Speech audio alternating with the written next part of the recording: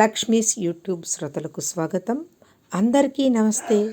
1966 ఫిబ్రవరి సంచిక నుండి బేతాళ కథ భాగస్వామ్యులు.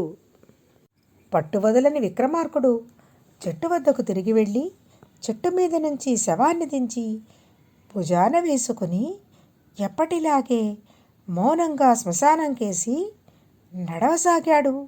అప్పుడు శవంలోని బేతాళుడు, రాజా, నీవు పడే ఈ శ్రమ ఫలించాక ఆ ఫలితాన్ని నీవు పొందుతావో లేక భైరవుడిలాగా జారి విడుస్తావో నాకు తెలియటం లేదు. శ్రమ తెలియకుండా ఉండగలందులకు నీకు ఆ భైరవుడి కథ చెబుతాను విను అంటూ ఈ విధంగా చెప్పసాగాడు. భైరవుడు ఒక మారుమూల గ్రామంలో పుట్టాడు. అతనికి చిన్న వయసులోనే తండ్రి పోయాడు. వాళ్ళు నిరుపేదలు కారు. కష్టం చేసుకుంటే జీవితం లోటు లేకుండా వెళ్ళిపోతుంది. భైరవుణ్ణి తల్లే పెంచింది, చదువు చెప్పించింది. పెరిగి పెద్దవాడై విద్యాబుద్ధులు అలవరుచుకున్నాక తన కుగ్రామంలో కష్టజీవితం గడిపే కన్నా కొద్ది పెట్టుబడితో వ్యాపారం చేసి తన తల్లిని సుఖపెట్టవచ్చునని భైరవుడికి అనిపించింది. అందుచేత అతను పెట్టుబడి సంపాదించుకుందామని నగరానికి బయలుదేరాడు. ఖర్చుగాను కొంత డబ్బు తన తల్లి నగలు వెంట తీసుకున్నాడు. కొంత దూరం వెళ్ళాక ఒక ఊరి బయట భైరవుడికి ఒక విషాదకరమైన దృశ్యం కనపడింది. ఒక యువకుడు ఒక స్త్రీ శవం ముందు కూర్చొని కంటికి మంటికి ఏకధారగా ఏడుస్తున్నాడు. భైరవుడు ఆ యువకుడిని సమీపించి, ఎవరు నాయనా నీవు? ఈ చనిపోయిన మనిషి ఎవరు?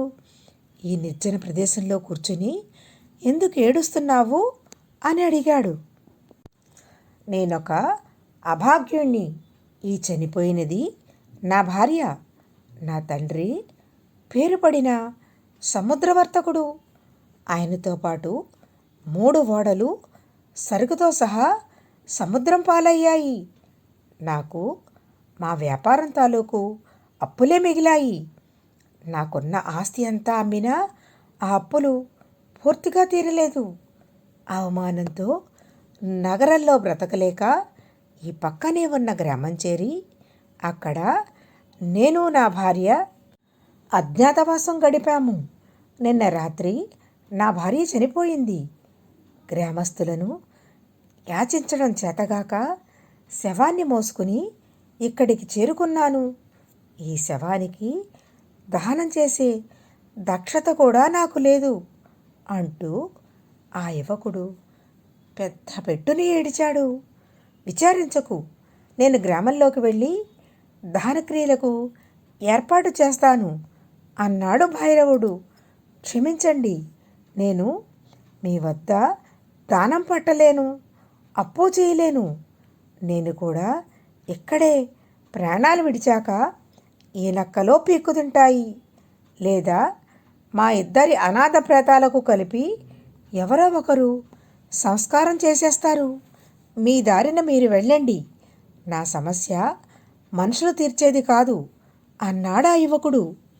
భైరవుడు అతనితో, నేను నీకు దానం ఇవ్వడం లేదు, అప్పు పెట్టడం లేదు. నేను వ్యాపారం చేద్దామనే బయలుదేరాను. నా దగ్గర కొద్దిగా డబ్బున్నది.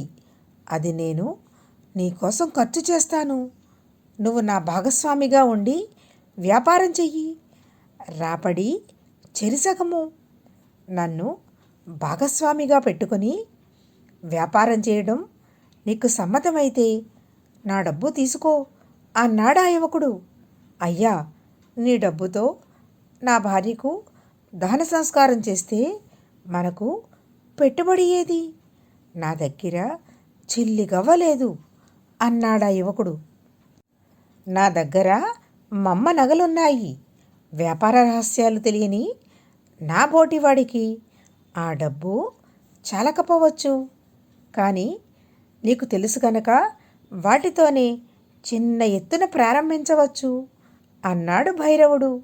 అందుకు ఆ యువకుడు సరే అన్నాడు. భైరవుడు గ్రామానికి వెళ్ళి శవవాహకులను ఒక బ్రాహ్మణ్ణి మాట్లాడి శవదహనానికి కట్టెలు ఏర్పాటు చేసి సమీపంలోనే చెరువు పక్కనే ఉన్న శ్మశానంలో చనిపోయిన మనిషికి దహనక్రియలు జరిపించాడు. యువకుడి పేరు కుమారగుప్తుడని భైరవుడికి తెలియవచ్చింది. శవదహనం పూర్తి అయ్యాక బాగా చీకటి పడింది. భైరవుడు కుమారగుప్తుడు చెరువులో స్నానం చేసి చెరువు గట్టునే పడుకున్నారు. తెల్లవారుజామున భైరవుడికి ఒక కల వచ్చింది.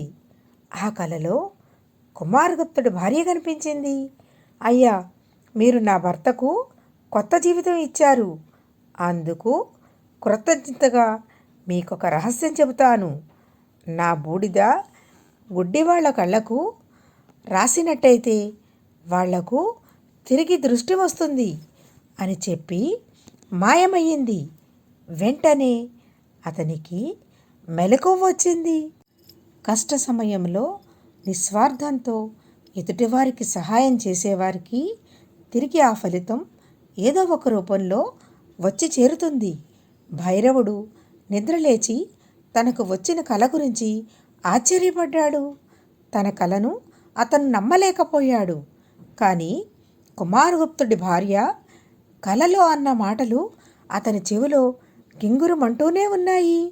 ఎందుకైనా మంచిదనుకుని భైరవుడు కుమారగుప్తుడు నిద్ర లేవకముందే శ్మశానంలోకి వెళ్ళి ఆరిపోయిన చితి నుంచి కొంత బూడిద తీసుకుని ముటగట్టుకున్నాడు.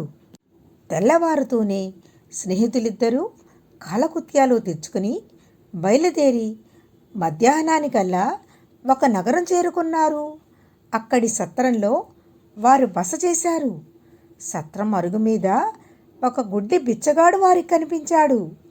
భైరవుడు తన మూట నుంచి చిటికెడు బూడిద తీసి ఆ బిచ్చగాడి కళ్ళకు రాచాడు. వెంటనే వాడికి దృష్టి వచ్చేసింది. వాడు వెలుగు చూడలేక కళ్ళు చిట్లిస్తూ, నాకు చూపొచ్చిందర్రా, చూపొచ్చింది అని కేకలు వేశాడు. ఆ సంగతి అతి శీఘ్రంగా నగరమంతటా వ్యాపించింది. ఎక్కడెక్కడి గుడ్డివాళ్ళు వచ్చి భైరవుడి చేత చికిత్స చేయించుకున్నారు. అంతలోనే రాజుగారి దివాణం నుంచి భైరవుడికి పిలుపు వచ్చింది. ఆ ఊరి రాజుగారికి కొంతకాలం క్రితం ఆకస్మికంగా 2 కళ్ళు పోయాయి. ఎంతమంది వైద్యులు ఎన్ని చికిత్సలు చేసినా ఆయనకు దృష్టి తిరిగి రాలేదు. ఎవరో పరదేశి సత్రంలో దిగి గుడ్డితనానికి చికిత్స చేస్తున్నట్టు తెలిసి రాజుగారు అతన్ని పిలుచుకురమ్మని తన మనుషులను పంపాడు. కుమారగుప్తుణ్ణి సత్రంలోనే ఉండమని చెప్పి భైరవుడు రాజభవనానికి వెళ్ళాడు. రాజవైద్యులు భైరవుణ్ణి అనేక ప్రశ్నలు వేశారు. అతను ఎవరి దగ్గర వైద్యం నేర్చుకున్నాడు, అతను ఉపయోగించే భస్మంలో ఏమేమి దినుసులు ఉన్నాయి, ఎన్ని పుటాలు వేసిన భస్మం. నేను వైద్యుణ్ణి కాను. నేను వాడే భస్మం ఏ వైద్యుడికి దొరికేది కాదు. దానితో దృష్టి కలుగుతున్నంత కాలము ఉపయోగిస్తాను అన్నాడు భైరవుడు. అతను రాజుగారి కళ్ళకు బూడిద పూయగానే రాజుగారికి తిరిగి కళ్ళు వచ్చాయి. మహారాజా, ఇక నాకు సెలవిప్పించండి అన్నాడు భైరవుడు. నాకింత మహోపకారం చేసిన నీకు తగిన ప్రత్యుపకారం చేయకుండా పంపనా అంటూ రాజుగారు భైరవుణ్ణి పరీక్షగా చూశాడు. యువకుడు అందంగానే ఉన్నాడు. అందుచేత ఆయన అతనితో, చూడు నాయనా, నా కళ్ళకు వైద్యులు చికిత్స చేయలేకపోవడం చూసి నాకు దృష్టి ఎవరైనా తెప్పించినట్టయితే వాడికి నా కుమార్తెను ఇచ్చి పెళ్లి చేద్దామని, అర్ధరాజ్యం ఇద్దామని నిశ్చయించాను. అందుచేత నువ్వు నా కుమార్తెను పెళ్ళాడి నా అర్ధరాజ్యానికి పట్టాభిషిక్తుడు అవ్వు అని చెప్పాడు. క్షమించండి, నేను ఈ చికిత్స చేసినందుకు అలాంటి ప్రత్యుపకారం పొందలేను. నాకు సెలవిప్పించండి అని చెప్పి భైరవుడు సత్రానికి తిరిగి వచ్చి కుమారగుప్తుణ్ణి వెంట పెట్టుకుని మరొక నగరానికి వెళ్ళి తన తల్లి నగలు అమ్మి వ్యాపారం ప్రారంభించాడు. వ్యాపారం కుమారగుప్తుడి మూలాన బాగా కలిసి వచ్చింది. ఇద్దరు కొద్ది కాలంలోనే ధనవంతులు అయ్యారు. బేతాళుడు ఈ కథ చెప్పి, రాజా, నాకొక సందేహం.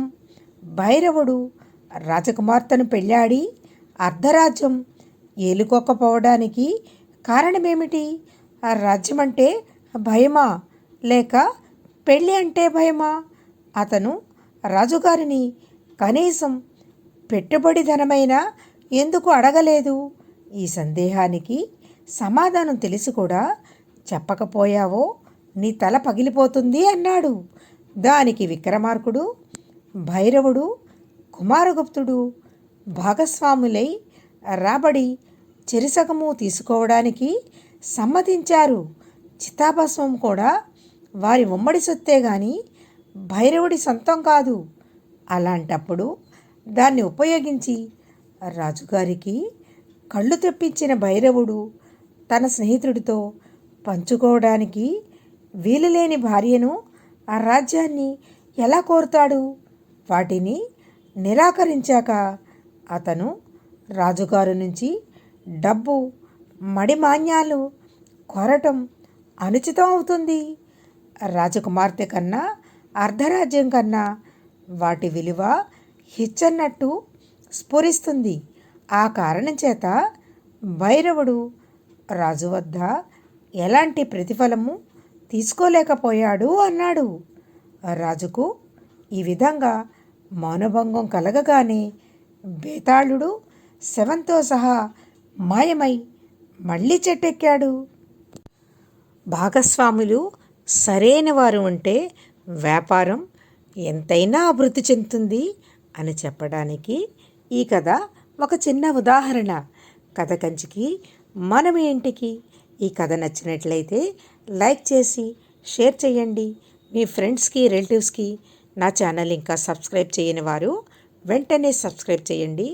పక్కనే ఉన్న బెల్ ఐకాన్ ట్యాప్ చేసినట్టయితే వీడియో అప్లోడ్ చేయగానే ముందుగా వినడానికి నోటిఫికేషన్ వస్తుంది. ధన్యవాదములు.